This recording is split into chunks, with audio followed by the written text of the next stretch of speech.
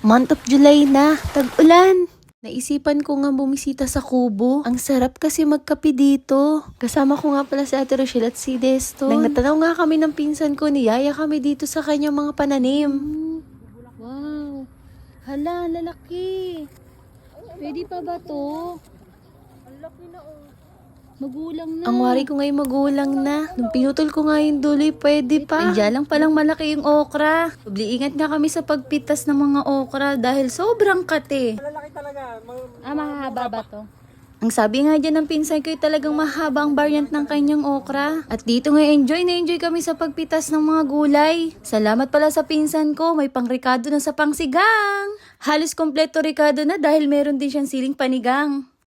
Eto nga pala yung kanyang taniman, mga sari-saring gulay. Basta masipag ka, may aanihan kang fresh na gulay. Naisipan na nga rin namin ni ate na kumpletuhin na ang mga rikado ng pangsigang. Bibilang ka na lang talaga ng 50 steps, nasa kangkungan na kami. Ganun kabilis. Ay we.